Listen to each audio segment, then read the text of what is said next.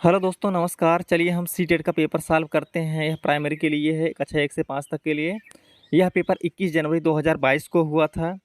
CTET में 150 question आते हैं। यह 5 भागों में डिवाइड है। भाग नंबर 1 बाल विकास एवं शिक्षा शास्त्र, यहाँ से 30 क्वेश्चन आते हैं। भाग नंबर 2 गणित, यहाँ से 30 क्वेश्चन आते हैं। भाग नंबर 3 पर्यावरण अध्ययन, यहाँ से 30 क्वेश्चन आते हैं। भाग नंबर 4 भाषा, यहाँ से भी 30 क्वेश्चन आते हैं। भाग नंबर 5 ये ऑप्शनल होता है, या तो अंग्रेजी या तो संस्कृत, दोनों में से एक लेना पड़ता है। यहाँ से 30 क्वेश्चन आते हैं। चलिए हम भाग नंबर 1 बाल विकास एवं शिक्षा शास्त्र का क्वेश्चन सॉल्व करते हैं, जो 30 क्वेश्चन आता है। क्वेश्चन नंबर 1 है, बाल विकास के सिद्धांतों के संदर्भ में निम्न में से कौन सा कथन सही है। विकल्प नंबर 1 है विकास शरीर के केंद्रीय भाग से बाहरी भाग की ओर होता है। विकल्प नंबर 2 है विकास आनुवंशिकता और पर्यावरण से प्रभावित नहीं होता है।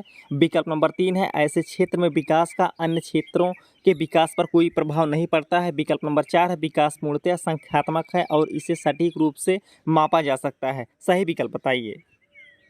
सही विकल्प है विकल्प नंबर 1, विकास जो है शरीर के केंद्रीय भाग से बाहरी भाग की ओर होता है। चलिए हम इसकी व्याख्या करते हैं। बाल विकास के सिद्धांतों के संदर्भ में यह कथन सही है कि विकास शरीर के केंद्रीय भाग से बाहरी भाग की ओर होता है। यह प्रोक्सिमोडेस्टल विकास का सिद्धांत है, जो विकास की दिशा का वर्णन करता है। इसका तात्पर्य है कि रीढ़ की हड्डी शरीर के बाहरी हिस्सों से पहले विकसित होती है। बच्चे की भुजाएं हाथों से पहले तथा हाथों और पैरों का विकास उनकी उंगलियों से पहले होता है। क्वेश्चन नंबर 2 है बच्चों में भाषा विकास किससे प्रभावित होता है। विकल्प नंबर 1 है केवल आनुवंशिकता से। विकल्प नंबर 2 केवल पर्यावरण से। विकल्प नंबर 3 आनुवंशिकता एवं पर्यावरण दोनों से। विकल्प नंबर 4 ना आनुवंशिकता से ना पर्यावरण से। सही विकल्प बताइए। सही विकल्प है विकल्प नंबर 3 आनुवंशिकता एवं पर्यावरण दोनों से। चलिए हम इसकी व्याख्या करते हैं। बच्चों में भाषा विकास आनुवंशिकता एवं पर्यावरण दोनों से प्रभावित होती है। बच्चा अपने परिवार में रहकर ही अपने माता पिता की ही भांति भाषा बोलने का प्रयत्न करता है। इसके साथ ही वह जिस पर्यावरण में रहता है उसके हिसाब से भाषाई अनुकरण का प्रयास करता है। जिस परिवार के बच्चों का संवेगात्मक संपर्क परिवार के सदस्यों से नहीं हो पाता, वे भाषा को सीखने में अधिक समय लगाते हैं। क्वेश्चन नंबर 3 है एक प्रगतिशील कक्षा। विकल्प है केवल मूक श्रवण को प्राथमिकता देता है। विकल्प नंबर 2 है अधिगमकर्ताओं की व्यक्तिगत विभिन्नताओं का सम्मान करता है। विकल्प नंबर 3 अन्य उन्मुख होता है। विकल्प नंबर 4 है अधिगम के व्यवहारवादी सिद्धांतों पर निर्धारित होता है। सही विकल्प बताइए। सही विकल्प है विकल्प नंबर 2 अधिगमकर्ताओं की व्यक्तिगत विभिन्नताओं का सम्मान करता है। चलिए हम इसकी व्याख्या करते हैं। एक प्रगतिशील कक्षा अधिगमकर्ताओं की व्यक्तिगत विभिन्नताओं का सम्मान करता है। प्रगतिशील कक्षा में विभिन्न बुद्धिलब्ध वाले बालकों को ध्यान में रखकर ही संचालित किया जाता है, अर्थात इसमें किसी भी दृष्टि से कमजोर बच्चों की आवश्यकताओं का ध्यान रखा जाता है। क्वेश्चन नंबर 4 है लॉरेंस कोहलबर्ग के नैतिक विकास के सिद्धांत के अनुसार सजा टालने के लिए नियमों का पालन करना किस चरण को दर्शाता है। विकल्प नंबर 1 है प्रथापूर्ण चरण। विकल्प नंबर 2 है अमूर्त संक्रियात्मक चरण। विकल्प नंबर 3 है प्रथागत चरण। विकल्प नंबर 4 है उत्तर प्रथा का चरण। सही विकल्प बताइए। सही विकल्प है विकल्प नंबर 1 प्रथापूर्ण चरण। चलिए हम इसकी व्याख्या करते हैं।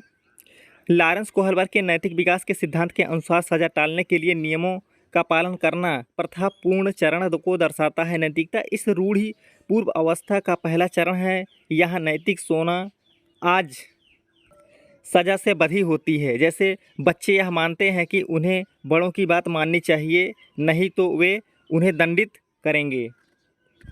क्वेश्चन नंबर 5 है अधिगम संकल्पों को सुसाध्य करने के लिए एक अध्यापिका को ऐसे तरीके का प्रयोग करना चाहिए। विकल्प है जिसमें संकल्पों का प्रगतीकरण जटिलता से सरलता की ओर हो। विकल्प नंबर 2 जो अपसारी चिंतन को प्राथमिकता दे। विकल्प नंबर 3 है जो विभिन्न संकल्पों के बीच संबंध खोजने को महत्व दे। विकल्प नंबर 4 जो विद्यार्थियों के बीच प्रतिद्वंदिता रूपी संस्कृति पैदा करें। सही विकल्प बताइए। सही विकल्प है विकल्प नंबर 3 जो विभिन्न संकल्पों के बीच संबंध खोजने को महत्व दे। चलिए इसकी व्याख्या करते हैं। अधिगम संकल्पों को सुसाध्य करने के लिए एक अध्यापिका को ऐसे तरीकों का प्रयोग करना चाहिए जो विभिन्न संकल्पों के बीच संबंध खोजने को महत्व दें, क्योंकि विभिन्न संकल्पों के मध्य संबंधों का सामंजस्य बनाने से अभिप्राय प्रक्रिया की सुसाध्यता दर बढ़ जाती है। क्वेश्चन नंबर 6 है, लेव वाइगोस्की का सिद्धांत मुख्यतः व्याख्या करता है। विकल्प नंबर 1 आनुवंशिकता के विकास पर प्रभाव की, विकल्प नंबर 2 संज्ञानात्मक विकास में संस्कृति उपकरणों के योगदान की, विकल्प नंबर 3 सामाजिकरण के जीव पारिस्थितिकी मॉडल की, विकल्प नंबर 4 है अभिप्रेरणा पर आरोपण प्रतिरूप के प्रभाव की। सही विकल्प बताइए। सही विकल्प है विकल्प नंबर 2 संज्ञानात्मक विकास में संस्कृति उपकरणों के योगदान की। चलिए हम इसकी व्याख्या करते हैं। लेव वाइगोस्की का सिद्धांत मुख्यतः संज्ञानात्मक विकास में सांस्कृतिक उपकरणों के योगदान की व्याख्या करता है। वाइगोस्की के अनुसार संज्ञानात्मक विकास पर सामाजिक कारकों जैसे परिवार, विद्यालय, समाज व मित्र मंडली, परिवेश व भाषा का प्रभाव पड़ता है। सांस्कृतिक में भाषा विकास में महत्वपूर्ण भूमिका निभाते हैं, इसलिए इस सिद्धांत को सामाजिक सांस्कृतिक सिद्धांत के नाम से जाना जाता है। क्वेश्चन नंबर 7 है, क्रिकेट पर वार्तालाप के दौरान एक अध्यापक अधिकांशतः लड़कों से सवाल पूछ रहे हैं और लड़कियों से नहीं। अध्यापक की यह क्रिया किसका उदाहरण है? विकल्प नंबर 1 जेंडर सशक्तता, विकल्प नंबर 2 जेंडर पक्षपात, विकल्प नंबर 3 जेंडर प्रासंगिकता संबद्धता, विकल्प नंबर 4 है जेंडर धमकी। सही विकल्प बताइए। सही विकल्प है विकल्प नंबर 2 जेंडर पक्षपात। चलिए हम इसकी व्याख्या करते हैं। क्रिकेट पर वार्तालाप के दौरान एक अध्यापक अधिकांशतः लड़कों से सवाल कर रहा है और लड़कियों से नहीं। उसका यह व्यवहार जेंडर पक्षपात की क्रिया का उदाहरण है। संभवतः अध्यापक को ऐसा लगता है कि क्रिकेट लड़कों का खेल है और लड़के इस खेल में लड़कियों से अधिक रुचि रखते हैं। इस प्रकार अध्यापक जेंडर पक्षपात कर रहा है। क्वेश्चन नंबर 8 है, बाल केंद्रित कक्षा में एक अध्यापिका को किसको महत्व देती है? विकल्प नंबर 1 है निरंतर वस्तुनिष्ठ रूपी परीक्षाओं को, विकल्प नंबर 2 ज्ञान की सक्रिय संरचना प्रक्रिया को, विकल्प नंबर 3 किसी भी तरह से पाठ्यक्रम में समापन को, विकल्प नंबर 4 है दंड आधारित कठोर अनुशासन पद्धतियों को। सही विकल्प बताइए।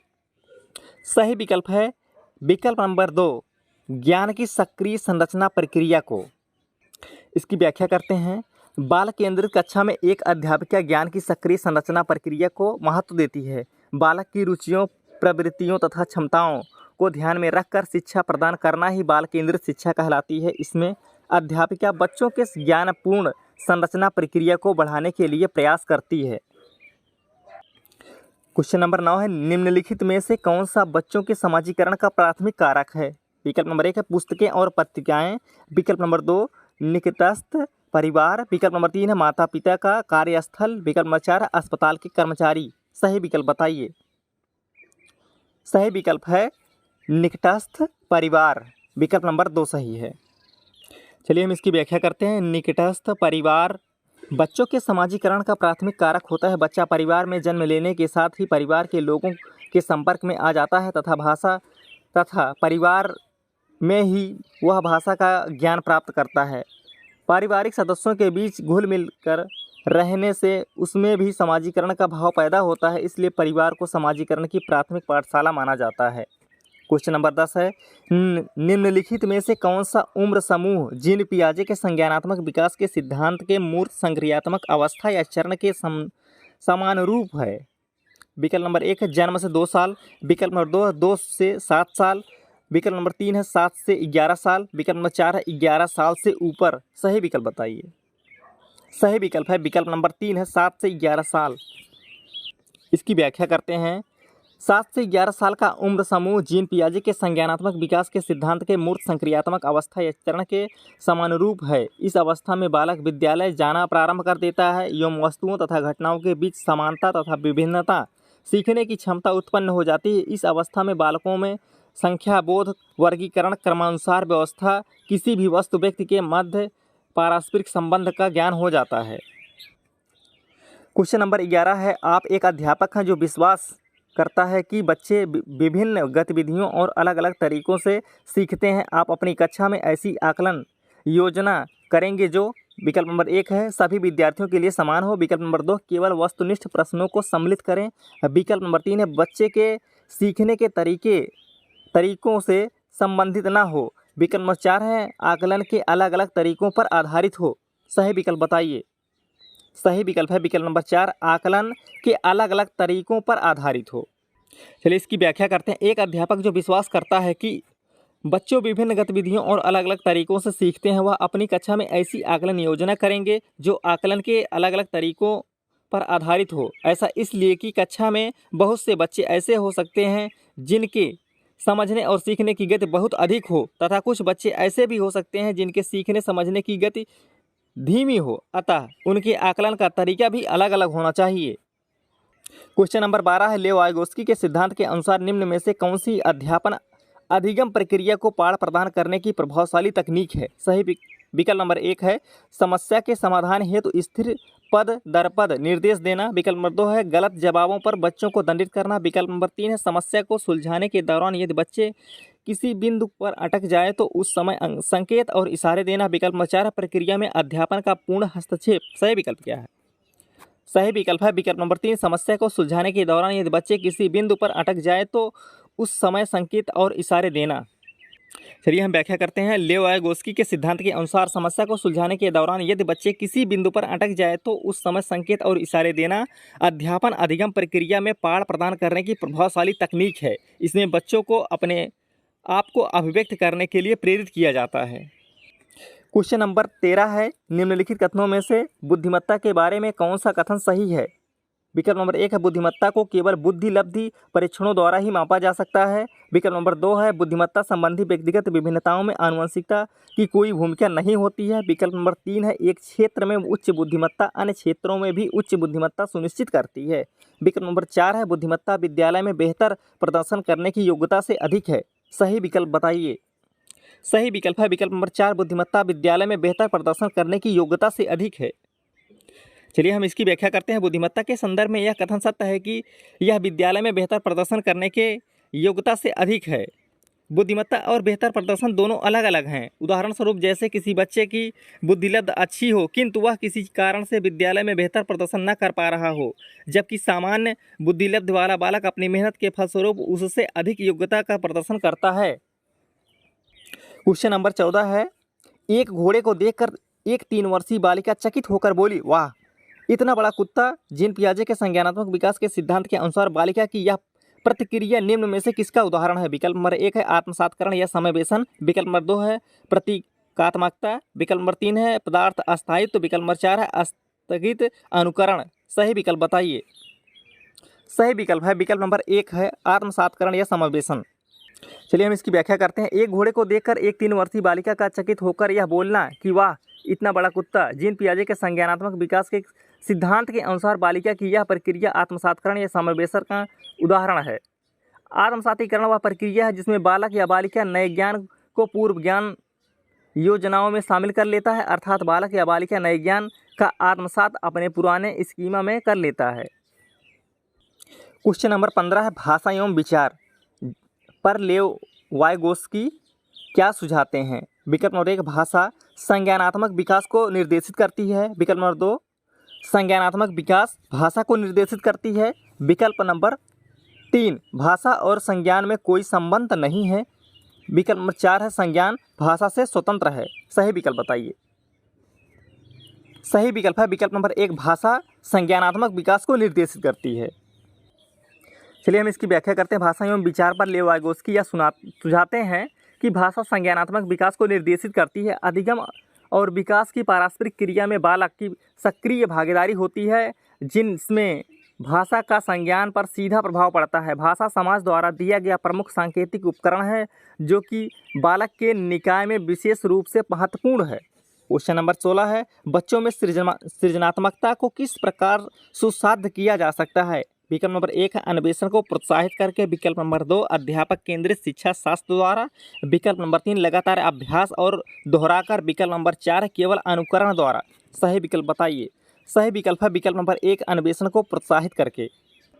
चलिए हम इसकी व्याख्या करते हैं। अन्वेषण को प्रोत्साहित करके बच्चों को सृजनात्मकता को सुसाध्य किया जा सकता है। बच्चे अन्वेषण की प्रक्रिया में नई नई जानकारियाँ प्राप्त करते हैं जो उनकी सृजनात्मकता क्षमता को भी प्रोत्साहित करती है। अन्वेषण से बच्चों में सृजनात्मकता क्षमता का विकास होता है और वे नए नए तथ्यों को जानने की कोशिश करते हैं।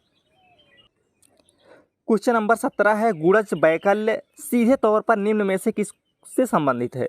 विकल्प नंबर 1 गति विषयक आसक्तता से, विकल्प नंबर 2 दूसरों के प्रेरकों या इरादों को समझने में प्रभाविता से, विकल्प नंबर 3 है सांगीतिक योग्यता से, विकल्प नंबर 4 है गणितीय संकल्पनों के अधिगम की कठिनता से। सही विकल्प क्या है? सही विकल्प है विकल्प नंबर 4 गणितीय संकल्पों के अधिगम में कठिनता से। गुणज वैकल्य सीधे तौर पर गणितीय संकल्पों के अधिगम में कठिनता से संबंधित है। गुणज किसी भी मात्रा और पूर्णांक का गुणनफल होता है। इससे प्रभावित विद्यार्थी सामान्यतः गणितीय अंक समस्याओं से प्रभावित होते हैं। क्वेश्चन नंबर 18 है शिक्षा का अधिकार अधिनियम 2009 के अंतर्गत निजी विद्यालयों में आर्थिक रूप से कमजोर वर्ग के विद्यार्थियों के दाखिले हेतु सीटों के आरक्षण का प्रभाव है। इन छात्रों के सफल समावेशन हेतु एक अध्यापक को किस तरह के शिक्षा शास्त्र का प्रयोग करना चाहिए? विकल्प नंबर 1 है भेदभावात्मक, विकल्प नंबर 2 है अलगावात्मक, विकल्प नंबर 3 है साम्यता पर आधारित, विकल्प नंबर 4 है समानता पर आधारित। सही विकल्प क्या है? सही विकल्प है विकल्प नंबर 3 साम्यता पर आधारित। चलिए हम इसकी व्याख्या करते हैं। शिक्षा का अधिकार अधिनियम 2009 के अंतर्गत निजी विद्यालयों में आर्थिक रूप से कमजोर वर्गों के विद्यार्थियों के दाखिले हेतु सीटों के आरक्षण का प्रावधान है। इन छात्रों के सफल समावेशन हेतु एक अध्यापक को साम्यता पर आधारित शिक्षा शास्त्र का प्रयोग करना चाहिए। इस प्रक्रिया को अपनाने से बच्चे में हीन भावना नहीं पनपती है। क्वेश्चन नंबर 19 एक समावेशी कक्षा में सूचना को किस तरह से प्रस्तुत करना चाहिए? विकल्प नंबर 1 है शाब्दिक रूप में, विकल्प नंबर 2 दृश्य रूप में, विकल्प नंबर 3 मौखिक रूप में, विकल्प नंबर 4 है बाहुल रूप में। सही विकल्प बताइए। सही विकल्प है विकल्प नंबर 4 बाहुल रूप में। चलिए हम इसकी व्याख्या करते हैं। एक समावेशी कक्षा में सूचना को बाहुल रूप में प्रस्तुत करना चाहिए। इससे सूचना को प्रत्येक तथा अधिकतम छात्रों के पास पहुंचने का अवसर मिलता है, अर्थात कम समय में अधिकाधिक बच्चों तक सूचना पहुंच जाती है। क्वेश्चन नंबर 20 है शिक्षा की समकालीन नीतियों के अनुसार दिव्यांग बच्चों की शिक्षा के लिए कौन सा मॉडल सुझाया गया है? विकल्प नंबर 1 व्यावसायिक शिक्षा, विकल्प नंबर 2 समावेशी शिक्षा, विकल्प नंबर 3 है अलगावी शिक्षा, विकल्प नंबर 4 है सम्मिलित एकीकृत शिक्षा। सही विकल्प बताइए। सही विकल्प है विकल्प नंबर 2 समावेशी शिक्षा। चलिए हम इसकी व्याख्या करते हैं। शिक्षा की समकालीन नीतियों के अनुसार दिव्यांग बच्चों की शिक्षा हेतु समावेशी शिक्षा का मॉडल सुझाया गया है। समावेशी शिक्षा में एक सामान्य छात्र एक दिव्यांग छात्र के साथ विद्यालय में अधिकतर समय बिताता है, अर्थात समावेशी शिक्षा एक ऐसी शिक्षा होती है जिसमें सामान्य बालक या बालिकाएं और मानसिक तथा शारीरिक रूप से बाधित बालक एवं बालिकाएं एक साथ बैठकर एक ही विद्यालय में शिक्षा ग्रहण करते हैं। क्वेश्चन नंबर 21 है अधिगम प्रक्रिया के बारे में निम्नलिखित में से कौन सा कथन गलत है? विकल्प नंबर 1 अधिगम एक निरंतर प्रक्रिया है, विकल्प नंबर 2 अधिगम प्रक्रिया में त्रुटियां और गलतियां अप्रासंगिक हैं, विकल्प नंबर 3 अधिगम व्यक्तिगत एवं पर्यावरण कारकों पर आधारित है, विकल्प नंबर 4 अधिगम चक्रीय रूप से होता है अनुरेखीय रूप से नहीं। सही विकल्प बताइए। सही विकल्प है विकल्प नंबर 2 है अधिगम प्रक्रिया में त्रुटियां और गलतियां अप्रासंगिक हैं। चलिए हम इसकी व्याख्या करते हैं। अधिगम प्रक्रिया में त्रुटियां और गलतियां अप्रासंगिक हैं, अतः कथन 2 गलत है। अधिगम एक ऐसी प्रक्रिया है जिनमें गलतियां होना स्वाभाविक है। त्रुटियां एवं गलतियां ही हमें शिक्षा और सुधार का अवसर प्रदान करती हैं। क्वेश्चन नंबर 22 है बच्चे को बारंबार यह बोलने से कि वह अधिगम के लिए योग्य नहीं है किस संभावना को बढ़ावा देता है? विकल्प नंबर 1 बच्चे अधिगम के प्रति अनुप्रेरित या निष्प्रेरित हो जाएगा, विकल्प नंबर 2 अधिगम की गति में तेजी आ जाएगी, विकल्प नंबर 3 है बच्चा अधिगम के प्रति अभिप्रेरित हो जाएगा, विकल्प नंबर 4 बच्चे के अधिगम पर कोई प्रभाव नहीं पड़ेगा। सही विकल्प बताइए। सही विकल्प है विकल्प नंबर 1 बच्चे अधिगम के प्रति अनुप्रेरित या निष्प्रेरित हो जाएगा। चलिए हम इसकी व्याख्या करते हैं। बच्चे को बारंबार यह बोलने से कि वह अधिगम के लिए योग्य नहीं है, बच्चा अधिगम के प्रति अनुप्रेरित या निष्प्रेरित हो जाएगा। बच्चे में यह हीन भावना आ जाएगी कि वह अमुक चीज़ को सीखने में असमर्थ है, अतः सीखने की प्रक्रिया से वह दूर हो जाएगा। क्वेश्चन नंबर 23 समस्या समाधान कौशल को किस प्रकार बढ़ाया जा सकता है? विकल्प नंबर 1 उपकरणों या सामग्रियों के परंपरागत प्रयोग पर ध्यान देकर, विकल्प नंबर 2 समस्याओं को मानक प्रारूपों में प्रस्तुत करके, विकल्प नंबर 3 है समाधानों के वैकल्पिक तरीकों को मानकर, विकल्प नंबर 4 है यंत्रवत याद करके। सही विकल्प बताइए। सही विकल्प है विकल्प नंबर 3 समाधानों में वैकल्पिक तरीकों को अपमान कर। चलिए हम इसकी व्याख्या करते हैं। समाधानों के वैकल्पिक तरीकों को मानकर ही समस्या समाधान कौशल को बढ़ाया जा सकता है। किसी समस्या का कोई एक विकल्प नहीं अपितु अधिक विकल्प हो सकते हैं, यह मानकर ही समस्या का समाधान करने की आवश्यकता होती है। क्वेश्चन नंबर 24 है, प्राथमिक कक्षाओं में संकल्प अध्यापन हेतु विषय वस्तु को प्रस्तुत करने का कौन सा क्रम सर्वाधिक उपयुक्त है? विकल्प नंबर 1 संकेत, चित्र, मूर्त, सामग्री। विकल्प नंबर 2 चित्र, संकेत, मूर्त, सामग्री। विकल्प नंबर 3 है संकेत, मूर्त, सामग्री, चित्र। विकल्प नंबर 4 है मूर्त, सामग्री, चित्र, संकेत। सही विकल्प बताइए। सही विकल्प है विकल्प नंबर 4 मूर्त, सामग्री, चित्र, संकेत। चलिए हम इसकी व्याख्या करते हैं। प्राथमिक कक्षाओं में संकल्प अध्यापन हेतु विषय वस्तु को प्रस्तुत करने का सर्वाधिक उपयुक्त क्रम मूर्त, सामग्री, चित्र तथा संकेत है। प्राथमिक कक्षा के विद्यार्थियों को समझने के लिए वस्तु का मूर्त रूप में होना आवश्यक है, अन्यथा चित्र एवं संकेतों का प्रयोग करके उन्हें समझाया जा सकता है। किसी वस्तु को देखकर बच्चे उसके बारे में जल्दी समझ लेते हैं। क्वेश्चन नंबर 25 है, बच्चों के अधिगम पर कक्षा के वातावरण का काफ़ी प्रभाव पड़ता है। प्रवृत्ति अभिमुखी अधिगम, यह अधिगम जो समझने पर जोर दे, वह अधिगम जो समझने पर जोर दे। संस्कृत को बढ़ावा देने के लिए कक्षा का वातावरण किस तरह का होना चाहिए? विकल्प नंबर 1 है प्रदर्शन अभिमुखी। विकल्प नंबर 2 है स्पर्धात्मक एवं व्यक्तिपरक। विकल्प नंबर 3 है अध्यापक प्रधान। विकल्प नंबर 4 है सहकारात्मक एवं सहयोगात्मक। सही विकल्प बताइए। सही विकल्प है विकल्प नंबर 4 सहकारात्मक एवं सहयोगात्मक। चलिए हम इसकी व्याख्या करते हैं। बच्चों के अधिगम पर कक्षा के वातावरण का काफ़ी प्रभाव पड़ता है। प्रवृत्ति अभिमुखी अधिगम, वह अधिगम जो समझने पर जोर दे। संस्कृत को बढ़ावा देने के लिए कक्षा का वातावरण सकारात्मक एवं सहयोगात्मक होना चाहिए, अर्थात बच्चे सीखने के प्रति और अध्यापन सिखाने के प्रति समर्पित हैं। क्वेश्चन नंबर 26 है, अधिगम के संदर्भ में निम्न में कौन सा कथन सही है? विकल्प नंबर 1 परीक्षाएं ही अधिगम का चरम लक्ष्य है। विकल्प नंबर 2 है अधिगम एक निष्क्रिय प्रक्रिया है और इसमें अधिगमकर्ताओं की संलग्नता की आवश्यकता नहीं होती है। विकल्प नंबर 3 भावों का अधिगम प्रक्रिया पर कोई प्रभाव नहीं होता है। विकल्प नंबर 4 अधिगम एक जटिल प्रक्रिया है जिसमें अधिगमकर्ताओं की सक्रिय संलग्नता की आवश्यकता होती है। सही विकल्प बताइए। सही विकल्प है विकल्प नंबर 4 अधिगम एक जटिल प्रक्रिया है जिसमें अधिगमकर्ताओं की सक्रिय संलग्नता की आवश्यकता होती है। चलिए हम इसकी व्याख्या करते हैं। अधिगम के संबंध में यह कथन सही है कि अधिगम एक जटिल प्रक्रिया है जिसमें अधिगमकर्ताओं की सक्रिय संलग्नता की आवश्यकता होती है। निष्क्रियता अधिगम की सफलता में सबसे बड़ी बाधा होती है। अधिगम की प्रक्रिया में सीखने के प्रति समर्पण का भाव होना आवश्यक है। क्वेश्चन नंबर 22 है, अधिगम का सामाजिक संरचनात्मक विचार अधिगम प्रक्रिया में ... की महत्व पर बल देता है। विकल्प नंबर 1 पारस्परिक क्रियाओं। विकल्प नंबर 2 पुरस्कार और दंड। विकल्प नंबर 3 आनुवंशिकता। विकल्प नंबर 4 अनम्य या अटल शिक्षा शास्त्री उपागमों। सही विकल्प बताइए। सही विकल्प है विकल्प नंबर 1 पारस्परिक क्रियाओं। चलिए हम इसकी व्याख्या करते हैं।